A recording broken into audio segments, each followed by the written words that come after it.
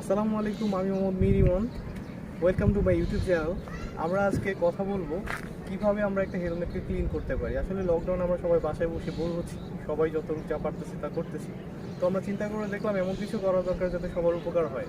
So আমরা আজকে এখন এই হেলমেটটাকে, আমি একটা কেওয়াইটি টিটি কোর্স ইউজ করি, এই হেলমেটটাকে কীভাবে পুরোপুরি ক্লিন করা যায় আমরা আজকে সেই ব্যাপারে কথা বলবো এবং টিউটোরিয়াল দেখাবো কীভাবে পুরো হেলমেটটাকে আপনারা পার্ট বাই পার্ট খুলে টোটালি ক্লিন করতে পারেন। Okay guys, here is my কেওয়াইটি TT course. এই হেলমেটটাকে আমরা এখন ক্লিন করবো এবং এই ক্লিন করার ইকুইপমেন্ট হিসাবে আমরা যেটা ইউজ করব, ফার্স্ট অফ অল আপনারা যারা একটু সার্টিফাইড হেলমেট বা একটু ভালো হেলমেট চালান অবশ্যই চেষ্টা করবেন মাইক্রোফাইবার টাওয়েলগুলো ইউজ করতে। এগুলো ছাড়া কিন্তু আপনার যে ভাইজরটা সেখানে স্ক্র্যাচ পড়ে যেতে পারে। আমরা নর্মাল গ্লাস ক্লিনার ইউজ করব এবং গ্লাস ক্লিনারের সাথে আমরা যেটা ইউজ করব সেটা হচ্ছে আমরা টুথব্রাশ, যেটা টুথব্রাশ ইউজ করতে পারি, সাথে একটা পেইন্ট ব্রাশ। কথা হচ্ছে এই ব্রাশগুলো একটু পুরাতন হলে ভালো হয়, কারণ দেখা যায় এগুলো নতুন অবস্থায় এত বেশি শক্ত থাকে, মাঝে মাঝে এগুলো আপনার হেলমেটে স্ক্র্যাচ ফেলে দিতে পারে। So let's clean this. Okay, first part হচ্ছে আমরা এই হেলমেটটার ভাইজরটাকে খুলবো। তো আমরা চলুন দেখুন কেওয়াইটির ভাইজরটা কীভাবে খুলতে হয়। এখানে একটা লক দেখা যাচ্ছে, দেখেন, C this is the কেওয়াইটি visor lock. এটা আপনারা যখন টান দিবেন, এটা টান দিলে দেখেন নিচে নামতেছে, সি। আচ্ছা, এটা টান দেওয়ার পর এটাকে আলতো করে উপরে টান দিতে হবে, এই ভাইজরটা খুলে যাবে। এবং সেইমভাবে আমরা এই পার্টে যেই ভাইজরটা সেটাকে আমরা সেইমভাবে খুলে নিব। এটা হচ্ছে আমাদের ফার্স্ট পার্ট। এই ভাইজরটা খুলে নেওয়ার ক্ষেত্রে আমরা এই ভাইজরটাকে আগে খুলে নিব, এই ভাইজরটাকে আমরা আলাদা রেখে দিব।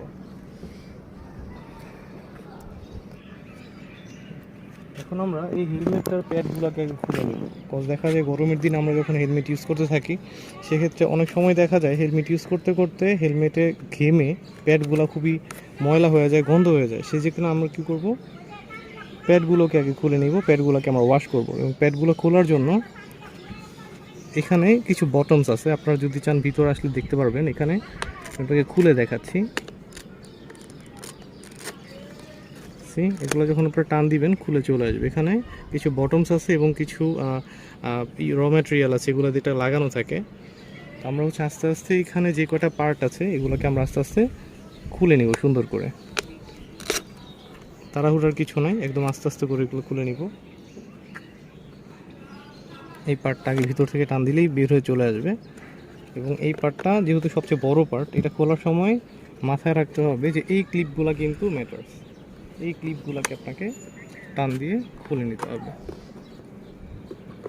সো আপনার কিন্তু এখন পুরো হেলমেটের যত প্যাড আছে প্যাডগুলোকে আমরা অলরেডি এখানে বের করে নিয়ে এসেছি। এই প্যাডগুলোকে আপনি ডিটারজেন্ট অথবা সাবানে, গুঁড়া সাবানে ভিজিয়ে রেখে কিছুক্ষণ ভিজিয়ে রেখে তারপরে ধুয়ে নেবেন, সেক্ষেত্রে এটা বেস্ট হয়।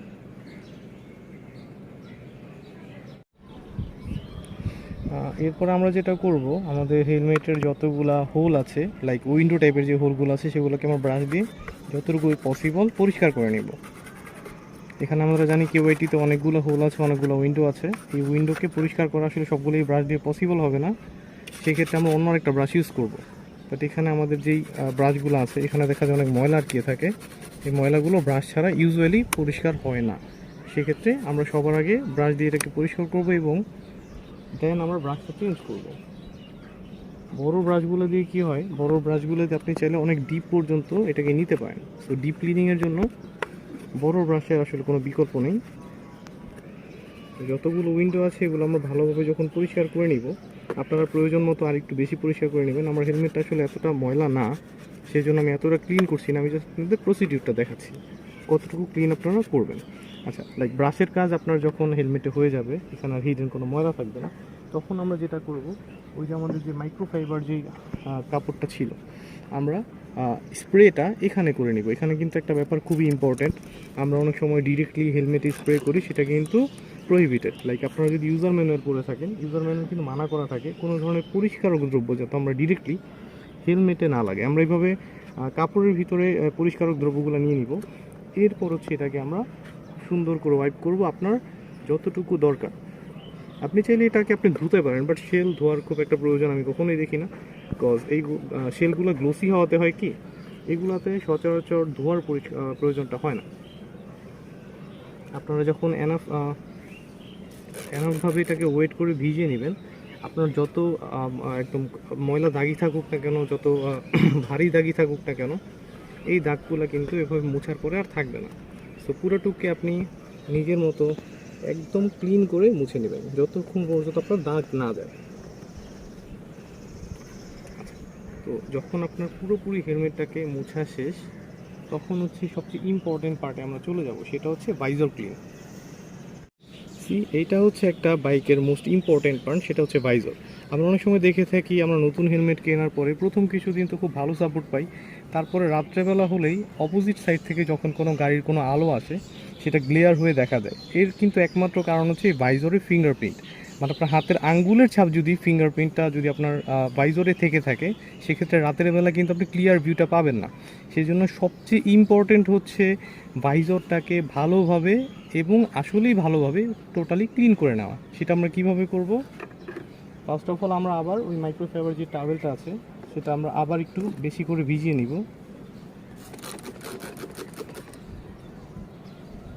ভিজিয়ে নেওয়ার পরে ফার্স্ট অফ অল আমরা ভিতরের সাইডটা ভালোভাবে মুছে নেব।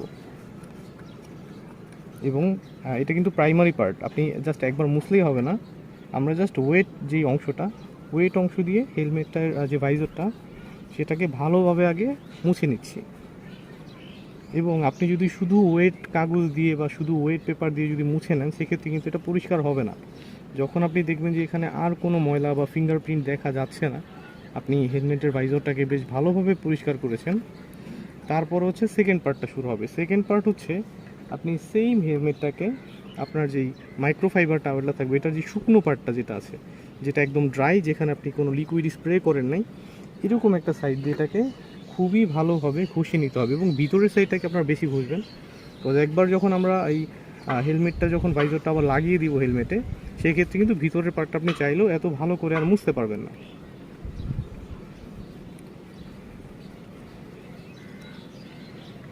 আমরা কিন্তু খুব ভালোভাবে এবং একদম শুকনো একটা জায়গা দিয়ে পুরো ভাইজরটাকে মুছে নিয়েছি। Now it's clean.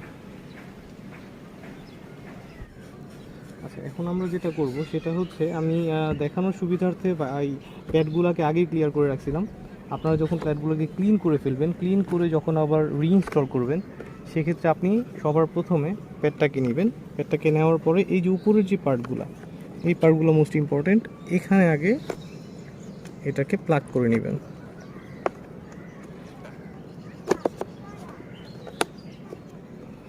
একটু শক্ত মনে হতে পারে, বাট ভালোভাবে প্লাগ করে নিলেন।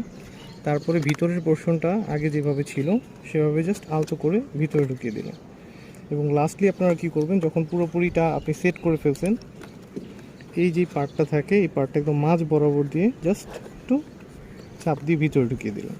আপনার যে বড় পার্ট যেটা ছিল সেটা কিন্তু হয়ে গেছে, বাট এটা ছিল ইজি পার্ট। অনেক সময় দেখা যায় আমরা মেস্ট আপ করি হচ্ছে সাইড পার্টগুলোতে। সাইড পার্টটা কীভাবে লাগবো সেটা আমরা দেখাচ্ছি। এই সাইড পার্টগুলো দেখা যায় একটু ভালোভাবে লাগাতে হয়, কজ দেখা যায় এখানে কিন্তু কয়েকটা বাটনস আছে, এই বাটনগুলো যদি না মিলে এটা কিন্তু ভালোভাবে লাগবে না। এবং সাইড পার্টটার এখানে ছোট একটা হোল আছে, এখানে আমরা সাইডের যে স্ক্র্যাপটা আছে এটাকে আমরা লাগাই নিব। এবং এটাকে আমরা এখানে একটু ঢুকাই নিই আগে।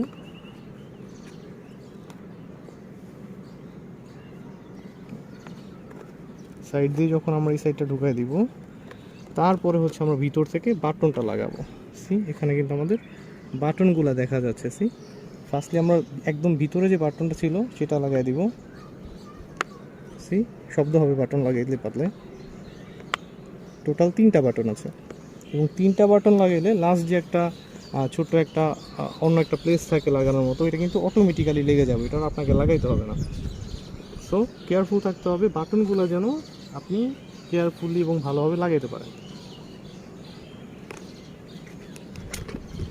তবে বাটন কিন্তু পরে লাগাবেন, আগে কিন্তু এই স্ট্র্যাপগুলো লাগাইতে হবে। কারণ আপনি যদি এই স্ট্র্যাপগুলো লাগানোর আগে বাটন লাগিয়ে ফেলেন, তখন কিন্তু এই স্ট্র্যাপগুলো লাগবে না।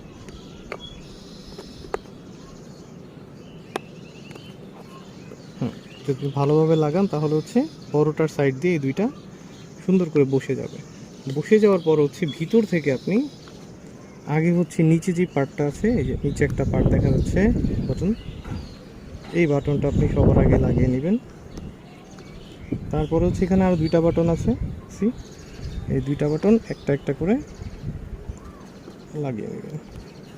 আচ্ছা, এখন হচ্ছে আমাদের প্যাড লাগানো শেষ। আচ্ছা, এখন হচ্ছে মোস্ট ইম্পর্টেন্ট পার্ট, ভাইজরটাকে ইনস্টল করা। আমি অনেকেই দেখছি আসলে টিউটোরিয়াল দেখে ভাইজরটা খোলা তো অনেক সহজ, কারণ এটা একদম প্লাগ ইন প্লে, এখানে কোনো ধরনের কোনো স্ক্রু অর সামথিং কিছুই লাগে না, এটা জাস্ট এটা ধরে টান দিলেই এটা খুলে যায়। বাট লাগানোটা কিন্তু একটু টাফ। এই পার্টটাকে হচ্ছে এটাকে টান দিয়ে আগে এখানে বসিয়ে নিব, যে একদম মাপ মতো বসানোর পরে যখন দেখবো যে এটা বসে গেছে, তখন হচ্ছে আমরা এই জায়গাটাকে একটু চাপ দিয়ে এটা লাগিয়ে নিব। এটা কিন্তু একটু চাপ দিয়ে লাগাইতে হবে, এটা কিন্তু লেগে গেছে, হ্যাঁ, বাট এটা আপনাকে চাপ দিয়ে লাগাইতে হবে। এবং এই পার্টেও সেম থিং, আমরা এই প্লাগটাকে টান দিয়ে দিব, এটাকে বসিয়ে নিব ভালোভাবে। যখন দেখবো যে এটা পয়েন্ট টু পয়েন্টে বসছে, তখন এটা আমরা ছেড়ে এখানে একটা চাপ দিয়ে দেবো। আচ্ছা, এটা চাপ দেওয়ার পর এটা কিন্তু অলরেডি লেগে গেছে, সি এটা কিন্তু এখন রেডি টু ইউজ। আচ্ছা, যখন আপনি এটা লাগাবেন তখন স্বাভাবিকভাবে ভাইজরে কিছু দাগ লাগবে, এবং শেষবারের মতো আপনি আপনার যেই শুকনো যে মাইক্রোফাইবারের যে অংশটা ছিল সেটা দিয়ে আপনি হেলমেটটাকে আবার ফাইনালি একটু সুন্দর করে মুছে নেবেন। দ্যাটস ইট, হয়ে গেল আপনার হেলমেট ক্লিন। এবং এইভাবে আপনি আপনার পুরো হেলমেটটাকে পয়েন্ট এ টু পয়েন্ট জেড টোটালি আলাদাভাবে খুলে পরিষ্কার করে নিতে পারেন।